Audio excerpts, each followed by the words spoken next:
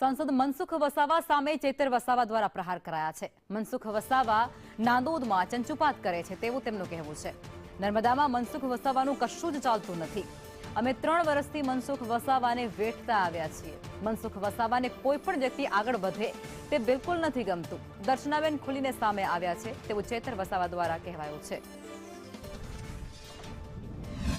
મનસુખભાઈ વસાવાએ એક સાંસદ તરીકે કોઈ ધારાસભ્ય પર તમે આવી એલિગેશન કરો છો તો એના પુરાવા તમારા પર હોય તો તમે આવી વાત મૂકી શકો છો। બાકી તમને આ પ્રકારે ધારાસભ્યને બદનામ કરવાનો તમારો અધિકાર નથી।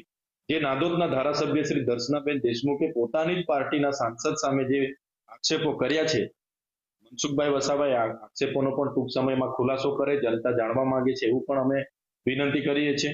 ત્યારે આજે દર્શનાબેન દેશમુખે જે એમની સામે પ્રેસ કોન્ફરન્સ કરી છે એમને હું અભિનંદન આપું છું। અમે તો 3 વર્ષથી આમને સહન કરીએ છીએ, પણ આજે તમે ખુલીને હિંમત બતાવી છે, એમને અભિનંદન છે મારા। તમે જ્યાં ભરૂચમાંથી લોકસભા ચૂંટાઈને આવ્યા છો તો નાંદોદમાં ચંચુપાત કરવાની જગ્યાએ તમે ભરૂચ જાઓ ને। ભરૂચમાં એટલા મોટી 6 વિધાનસભા છે, ત્યાંના લોકોના પ્રશ્નો